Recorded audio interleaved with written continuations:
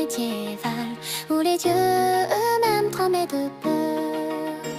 Deux ombres s'avançaient dans le fracas des lasses et les cendres d'un monde sonneur. Tomoe, le renard aux yeux de glace, maniait le feu follet comme une caresse mortelle, tandis qu'Akurao, le roi des mondes, riait face au ciel en défiant l'ordre éternel. Deux fléaux marchant d'un même pas, liés par un appétit de destruction qu'aucun royaume ne pouvait rassasier. Pillant les villages et narguant le destin sur un chemin de cadavres qu'il ne cessait de joncher.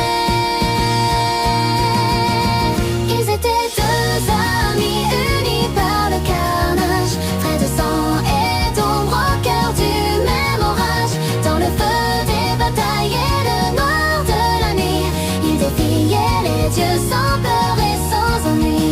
Mais le temps a coulé, tel un feu glacé, et sur leur chemin d'or tout a bien changé.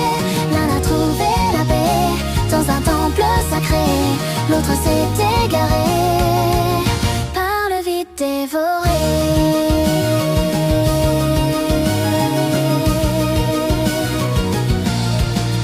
Mais le vent a tourné le jour où Tomoe a croisé un regard qui n'avait pas peur de sa férocité, découvrant qu'une simple fleur humaine pouvait terrasser son besoin de cruauté. Mais Akurao est resté seul dans sa cage d'immortalité, n'a vu dans ce changement qu'une lâche trahison, ne comprenant pas que la force véritable ne réside pas dans le fer, mais dans l'abandon. Pendant que le renard oubliait son passé sous l'ombre protectrice des érables juteux de Mikage, le roi des mondes perdait son corps de géant pour errer dans le froid d'un tout autre âge. Ils étaient deux amis unis par le carnage, frères de sang et d'ombre au cœur du même orage. Dans le feu des batailles et le noir de la nuit, ils défiaient les dieux sans peur et sans ennui. Mais le temps a coulé, tel un fleuve glacé, et sur leur chemin d'or tout a bien changé. L'un a trouvé la paix dans un temple sacré, l'autre s'est égaré par le vide dévoré.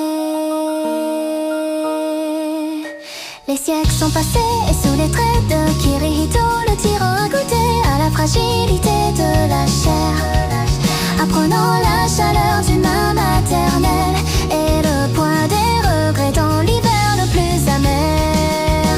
Il a vu son ancien frère protéger une déesse aux mains nues, sans griffes et sans crocs, et il a compris dans un dernier souffle de sacrifice que l'amour était le plus noble des fardeaux. Il n'y a plus de massacre, plus de cris dans la nuit, juste le souvenir d'une amitié colossale qui se réincarne aujourd'hui dans le rire d'un enfant, sous une lumière printanière éloignée.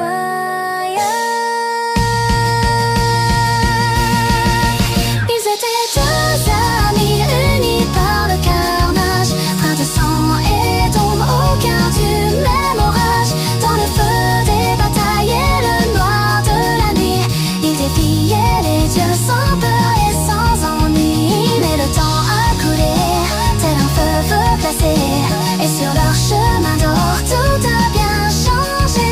L'un a trouvé la paix dans un temple sacré, l'autre s'est égaré par le vide dévoré. Finalement, c'est dans la faiblesse d'un corps humain et la tendresse d'un foyer que le roi des mondes trouva ce que la guerre ne lui avait jamais offert, une raison de protéger plutôt que de détruire, tandis que Tomoe devenait mortel. Pour l'âme Nanami, il recueillit l'essence de son frère d'armes, permettant à cette âme tourmentée de renaître sous une forme innocente, marquant ainsi la fin d'un cycle de solitude.